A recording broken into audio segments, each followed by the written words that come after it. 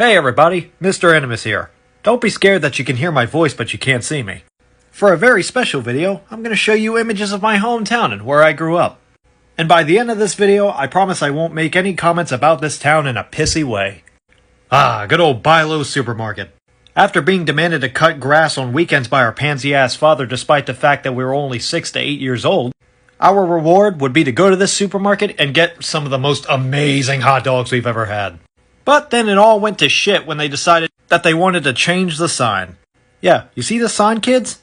Remember when your parents always told you sometimes newer isn't always better? Yeah, this right here is the prime example of where they got that from. Ha! Look at this shit! I didn't even know they had an Arby's in my hometown because I haven't visited it in a few years. But look at this crap! Permanently closed? Well, gee, I fucking wonder why. The manager of a new Arby's in my hometown mysteriously died in the freezer. I mean, look, I'm gonna be completely honest. I feel sorry for this guy's death. But I feel even worse knowing that this guy died in a freezer of a fucking restaurant that nobody gave a shit about. I mean, if a guy dies in a historically disgusted restaurant, isn't that a clear sign to just shut down the whole damn restaurant across the United States? I'm pretty sure the freezer wasn't the death of this guy. I'm pretty sure he died because he knew he was working at Arby's, and holy hell, that place is a fucking crap pot. The nostalgia hits hard here. Big Kmart. Only was open for about 2 to 3 years, and mysteriously shut down with no explanation. They always had that photography area all the way in the back of the store.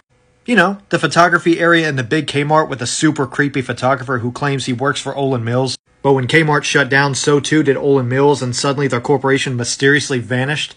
Yeah, nothing's wrong with this place at all. I liked having the creepy photographer breathe down my neck while he's trying to take pictures of me as a child. Holy hell, we're actually getting to something worthwhile. Duffy's freaking Diner.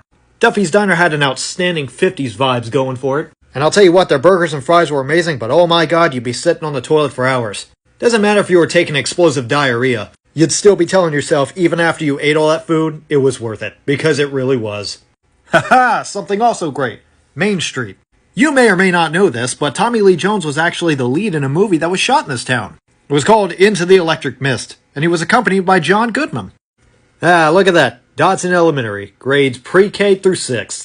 Another depressing fact about this piece of crap school is that it was closed down for a middle school that I attended. And that's a perfectly normal and logical answer. Closed down an elementary school that's right smack in the middle of the town for a middle school that's on the outside of town, about 10 miles away. Because apparently kids don't need elementary school. Man, I loved this middle school. So many people getting shanked and beaten up, and yet somehow innocent kids were getting caught in the crossfire between bullies and 8th graders.